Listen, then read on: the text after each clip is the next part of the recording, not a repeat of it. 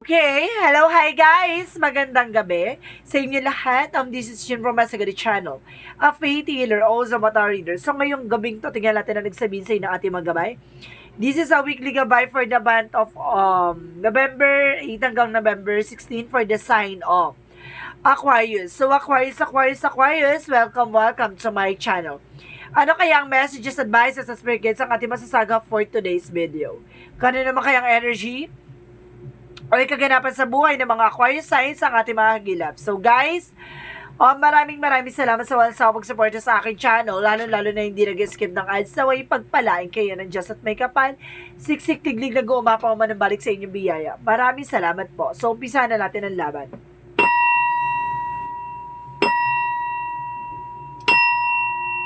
Angel Spirit Messages. Bigyan mo ka ng pasabog-bulabog na mensahe para sa mga kapatid natin dyan. Aquarius. There is an Empress card, a renewal. So may mga bagay na magsisimula at maaaring magkaroon ka ng panibagong eksena, no? And of course, there is Eight of Cups. So ibig sabihin dito, there is a fast movement na sinasabi na moving on or something. Kumaga kailangan mo na mag-move on, no? At simulan na ang panibagong chapter. And of course, there is a Strength card, strongest energy, no? Kailangan mo maging matapang. Have confidence, no? Okay, lakasan mo daw yung loob mo. Additional messages na kaya mo lahat gawin, no? And of course, there is a Two of Pentacles. There is a balance. Kailangan mo maging balanse.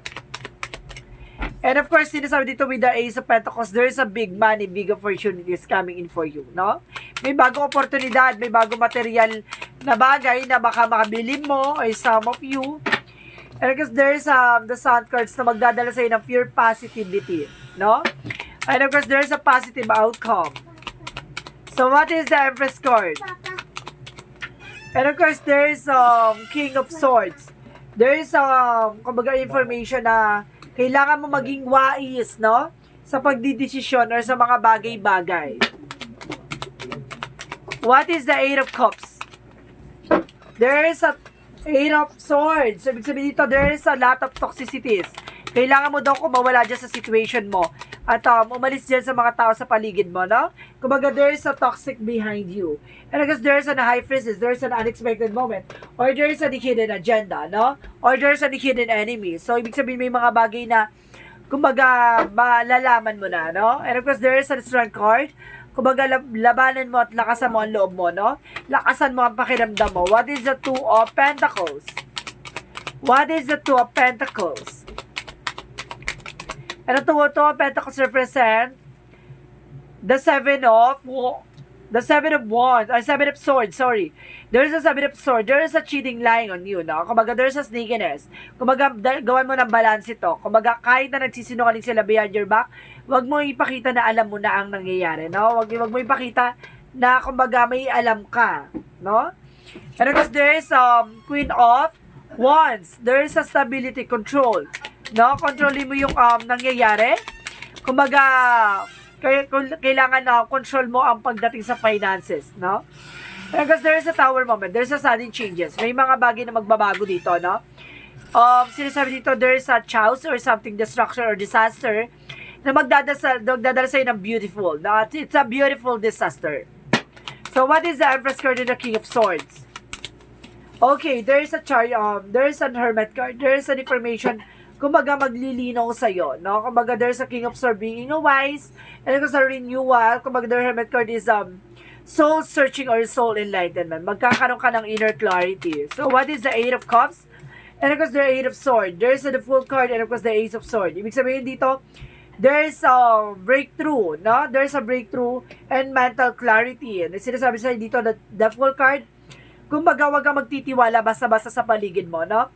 Kumbaga, magtatagumpay ka sa magtatagumpay, oo. Pero kailangan mo maging aware, no? Kailangan mong pakawalan yung toxicities and of course, negativity. Kailangan mong umalis dyan, lalo-lalo sa mga tao sa paligid mo na alam mong toxic, no? So, what is the Strength card in the High Priestess? Okay, there's a Ten of Wands. So, ibig sabihin dito there's a lot of obligations or responsibilities. So, ibig sabihin dito maraming, kumbaga, hinaing sa'yo, no? Kumbaga, kailangan mo maging matapang, lakas mo yung loob mo. Kasi meron dyan, kumbaga, yung tulong, no? Ginagawa nilang responsibilidad. So, nahihirapan ka. So, what is the Two of Pentacles and the Seven of Swords? And because there is a magician, there is a manifestation. And because there is a Two of Cups, there is a partnership. So, ibig sabihin dito, kumbaga may mga bagay na may isa sa katuparan mo, matagal mo mang hiniling to, na sana makatagpo ka ng taong magmamahal sa'yo, at taong makakasama mo in the near future is, matatagpuan mo na siya. So, what is the Ace of Pentacles and the Queen of Wands? So, there is a Two of Wands. So, ibig sabihin dito, there is a two-path.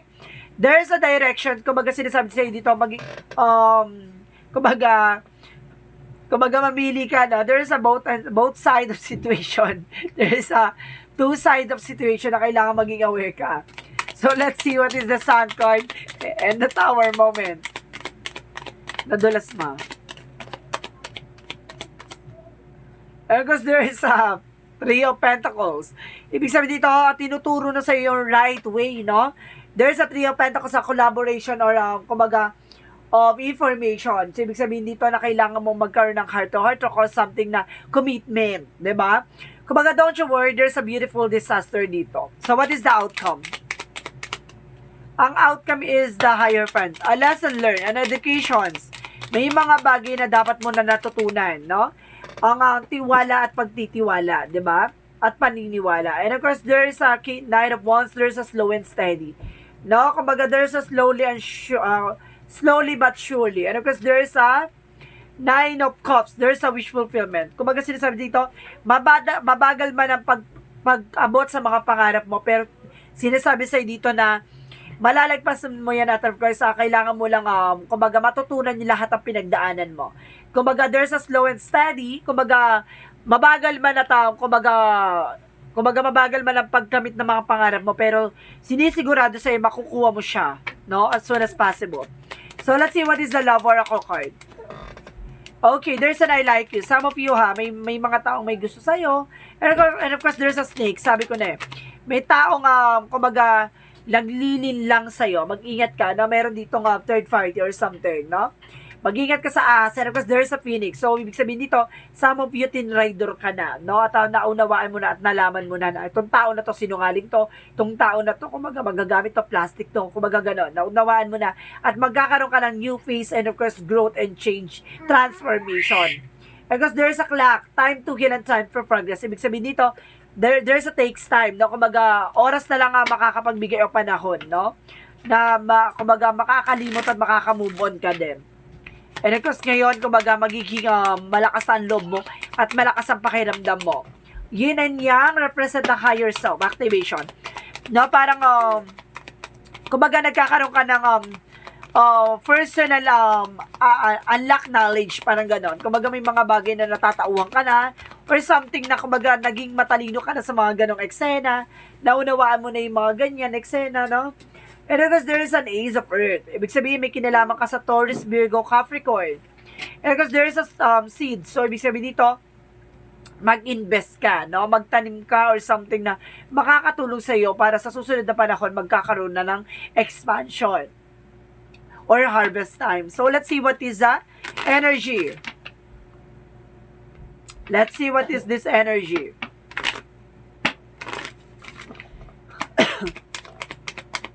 There is your third chakra, Archangel Chamuel, for your health. So, ibig sabihin, gabayan mo ang iyong health, ha? Because there's a strategy, no? Kumbaga, gumamit ka ng strategiya. And of course, angels of strength. I told you, no? Maging matapang, maging malakas ang loob mo. No? Let's see what is this Moonology.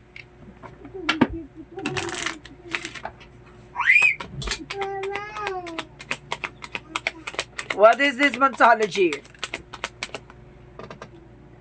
Have faith in your dreams. No, magtiwala ka sa pangarap mo, sa gusto mo talaga mangyari sa'yo. And of course, sa fairy climax approaches. Some of you guys, nasa exciting part ka na. No? Maaring may mga bagay na nangyari na, no? Kumbaga ngayon ay naunawaan mo na. And of course, your hard work is paying off. No? Maaring lahat ng pinagpaguran at pinaghirapan mo, no? May kaakibat na harvest yan. Additional messages. And of course, there's you're not for everyone. Ibig sabihin nito, kumbaga you're not being flexible. Na kumbaga mahirap kang pakisamahan or mahirap kang makuha yung kiliti mo na parang mailap ka kung tawagin mailap. And because there's a big future thinking. Ibig sabihin dito, there's a visionary. Kumbaga matalas ang visions mo, no? Para makakuha ng mga inspiring ideas. So, let's see what is Archangel Michael. There is a make a commitment. I told you, make a commitment. Make a commitment. And of course, you're on the right path. Nasa tamang direction. Kind of course, some of them are innocents, no? Kumbaga, inosente ka pa sa mga nangyayari. May mga bagay na hindi ka pa alam. Or may mga bagay na papaalam pa lang sa'yo. Additional messages. And of course, there's a humor. Kumbaga, tignan mo yung lighter side of your life. Tignan mo yung mga magagandang kahihinatnan, no? And of course, guys, there's a change, no? May mga bagay na kailangan mong baguhin. At may mga bagay na mababago. Additional messages. There's an enlightenment. Magkakaroon ka ng kaliwanagan dito. And of course, there's a cleansing. Clarity. Clarify. Kaliwanagan, no? Parang double clarification na kailangan mo maliwanagan. And of course, kailangan mo mag-cleansing. And of course, there is a mysticism. Maraming misteryo, no? Kumbaga sa paligid mo, may lihim na inggit at galit sa'yo. And of course, there is a perseverance. Magtiyaga ka lang kung ano man ang ginagawa mo. At the end of the road, may makikita kang liwanag dyan. And of course, there's a workaholic. Mag-focus ka lang sa trabaho, negosyo mo. Or talagang, kumbaga, gumugugol ka talaga ng oras at panahon sa trabaho mo, no? Kumbaga, pinupunan mo talaga ng panahon yan dyan. Talagang sub-sub ng trabaho ka talaga. And of course, there's a nutrition. So, some of you, kailangan nyo masusustansya pagkain, ha? So, what is Archangel Raphael? What is Archangel Raphael? Divine intervention. See, may mga paalala sa iyo ang ating divine, like angel's number, synchronicities, no? What is the Jesus loving quotes? Do shall love the Lord your God with all your heart, with all your soul, with all your mind. So, mahalin mo raw ang ating Panginoon ng buong puso't kaluluwa, sa isip at salita at sa gawa. No? What is the angel's number? There's a 4. I am stable. So, bibigyan ka na stable dito. So, sinasabi dito na you bring stability and rationality to any situation. And are the rock and your hard work and perseverance make you an dependable friend, partner, and collage. See, kumbaga, sa isang bagay talagang nagpupuno ka talaga ng panahon at oras na matyaga kang tao. What is the messages of life? There's a hope.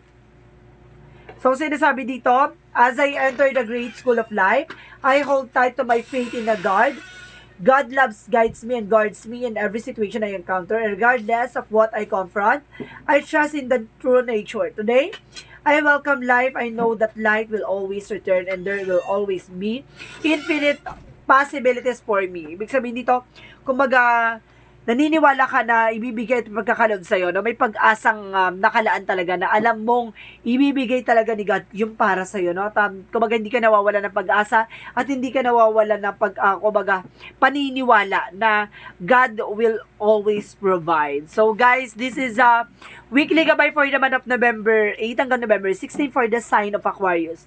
This reading is a general reading lamang, hindi lahat makaka-resonate. Kunin lamang pa makaka-relate sa inyo and comment down below kung kaninong energy ang ating nasagap. Maraming salamat guys sa mga walang sawang pagsuporta sa aking channel. Lalo na hindi nag-skip ng ads. Naway pagpalain kayo ni Diyos at may kapal-siksik tiglig na guumapaw.